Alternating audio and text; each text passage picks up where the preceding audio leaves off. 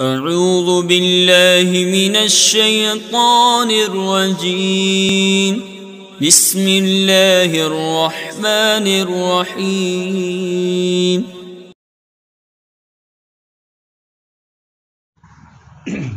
بسم اللہ الرحمن الرحیم۔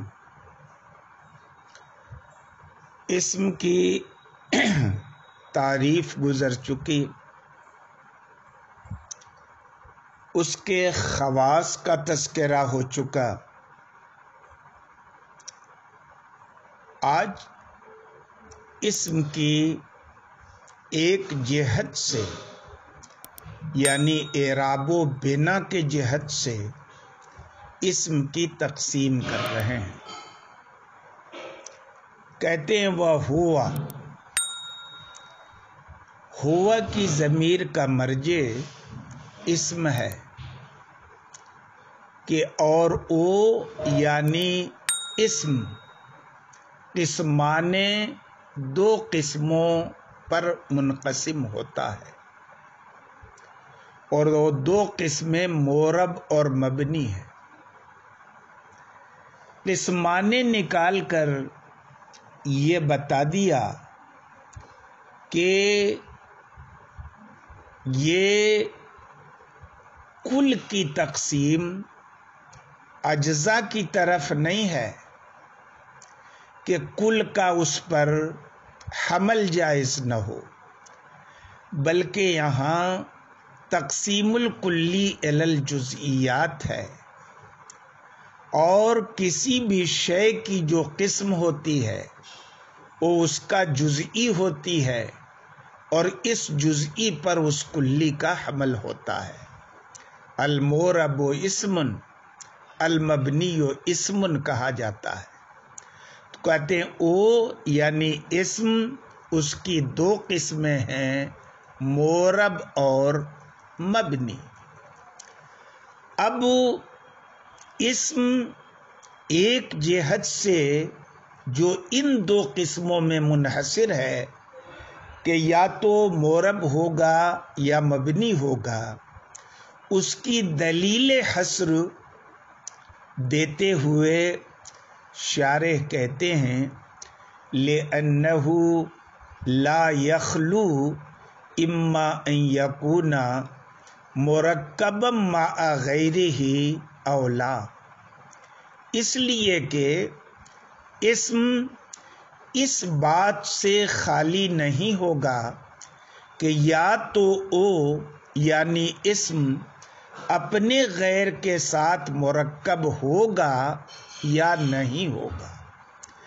والاول، اور پہلی قسم یعنی یہ قسم کہ اسم اپنے غیر کے ساتھ مرکب ہو، اما ان یشبہ مبنی الاصل اولا، یا تو او اسم مرکب غیر کے ساتھ مبنی اصل کے یعنی ماضی اور امر حاضر معروف اور جملہ حروف کے مشابہ ہوگا یا نہیں ہوگا۔ وہذا، اور یہ قسم یعنی وہ اسم جو اپنے غیر کے ساتھ مرکب ہو اور مبنی اصل کے ساتھ مشابہ نہ ہو، یہی مورب ہوتا ہے۔ وہذا، اور یہ یعنی وہ مرکب الذی لم یشبہ مبنی الاصل، جو مبنی اصل کے مشابہ نہ ہو، وہ مورب ہوتا ہے۔ وما عداہ، اور اس کے ما سوا یعنی غیر مرکب کے ما سوا، اور اس مرکب کے ما سوا جو مبنی اصل کے مشابہ ہو، وہ مبنی ہوتا ہے۔ بات ختم ہو گئی۔ اب اس کی تفصیل آپ دیکھیں۔ فل مورب یعنی اسم مورب، کیونکہ بحث اسم کی چل رہی ہے تو تعریف بھی یہاں مطلق مورب کی نہیں، اسم مورب کی ہو رہی ہے۔ فعل مضارع بھی مورب ہوتا ہے لیکن اس کا بیان الگ سے آئے گا، یہ اسم کی بحث ہے۔ تو یہاں جس مورب کا ذکر ہے وہ اسم مورب کا ذکر ہے، اور تقسیم بھی اس سے پہلے جو آپ نے پڑھی وہ اسم کی پڑھی ہے، مورب اور مبنی، تو یہاں تعریف بھی اسم مورب کی ہو رہی ہے کہ اسی لیے شارح کہتے ہیں الذی ہوا قسم من الاسم، وہ مورب جو اسم کی قسم ہے۔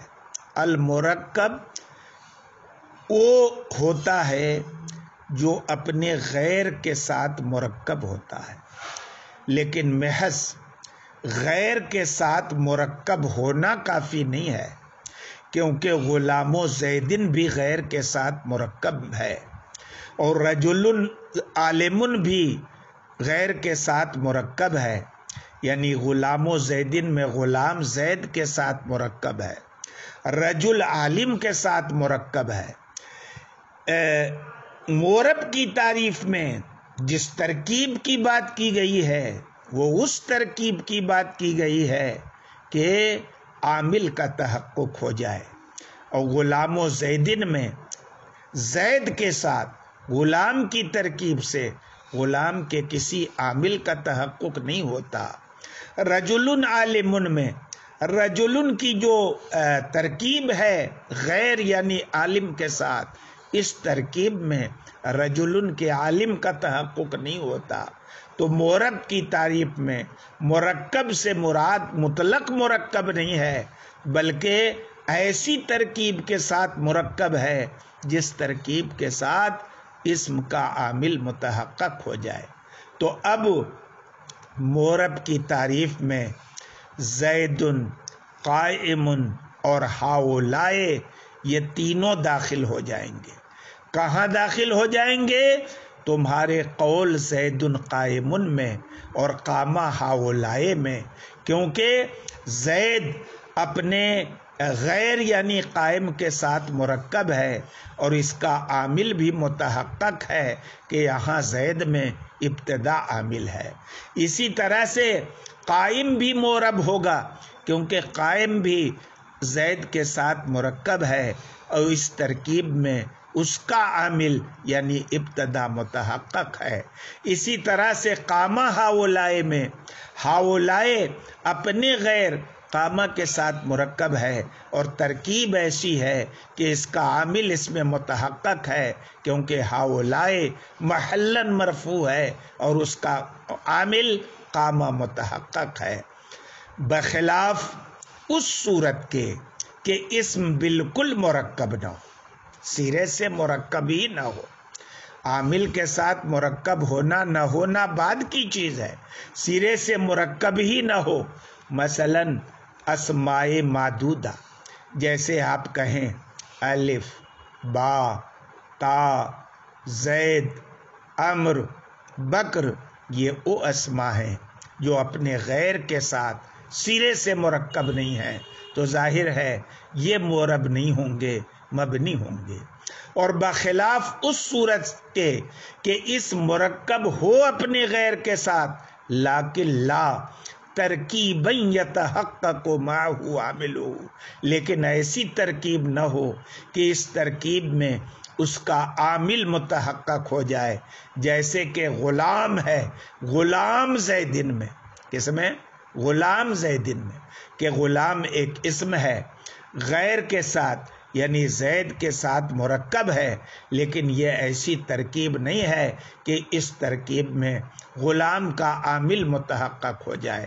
تو کہتے ہیں فَإِنَّ جَمِيعَ ذَلِكَ مِنْ قَبِيلِ الْمَبْنِيَّاتِ عِنْدَ الْمُصَنِّفِ، یہ سب کے سب مصنف کے نزدیک از قبیل مبنیات ہیں، یعنی وہ اسما جو سرے سے مرکب ہی نہ ہوں وہ از قبیل مبنیات ہیں، یا مرکب تو ہوں لیکن اس ترکیب میں مرکب کا عامل متحقق نہ ہو تو وہ بھی مصنف کے نزدیک مبنیات کے قبیل سے ہیں۔ اس کے بعد تعریف کا، مورب کی تعریف کا جو دوسرا حصہ ہے وہ یہ ہے، نمبر ایک تو یہ ہو گیا کہ مورب وہ اسم ہوتا ہے جو اپنے غیر کے ساتھ مرکب ہو اور ترکیب ایسی ہو کہ اس ترکیب میں عامل کا تحقق ہو جائے. اس کے ساتھ ساتھ کیا ہونا چاہیے؟ الذی لم یشبہ مبنی الاصل، اسے مبنی اصل کے مشابہ نہیں ہونا چاہیے. مشابہت سے یہاں کیا مراد ہے؟ کہتے ہیں اے لم یناسب، یعنی مناسب نہیں ہونا چاہیے. اور مناسبت بھی کیسی؟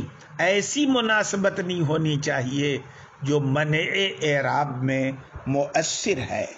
کس کے مشابہ نہیں ہونا چاہیے؟ مبنی اصل کے، یعنی اس مبنی کے جو بنا میں اصل ہے وہ بذات خود مبنی ہے، کسی مناسبت مؤثرہ کی بنیاد پر مبنی نہیں ہے.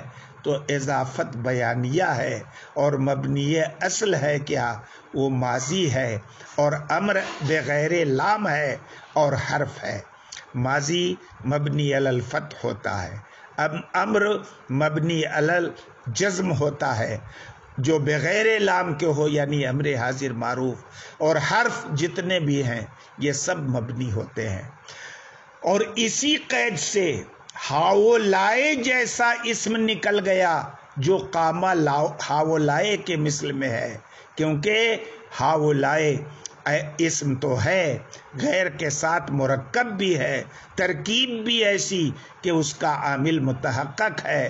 لیکن چونکہ ہاو لائے اپنے یہ مبنی اصل کے ساتھ مشابہ ہے، جیسا کہ عنقریب اس کے باب میں، یعنی مبنیات کے باب میں، اس میں اشارہ کے بیان میں انشاءاللہ تعالی آئے گا.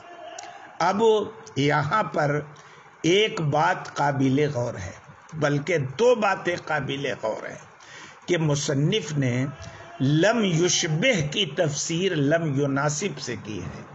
آخر کیا وجہ ہے کہ لم یشبہ کو لم یشبہ نہ رکھ کے لم یناسب کر دیا، اور لم یناسب کی تشریح پر کون سا قرینہ ہے کہ یہاں اشباہ سے مراد مناسبت ہے، اشباہ نہیں ہے.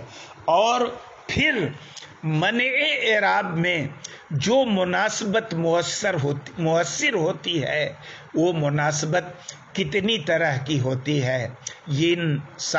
ان دونوں باتوں کی تفصیل کہ لم یشبہ کا معنی آخر شارح نے لم یناسب کیوں کیا ہے، اور پھر منع اعراب میں کیا کیا چیزیں مؤثر ہوتی ہیں، ان دونوں چیزوں کا تفصیل سے انشاءاللہ ہم کل کے سبق میں بیان کریں گے. آج کے سبق میں اتنا ہی، باقی انشاءاللہ کل.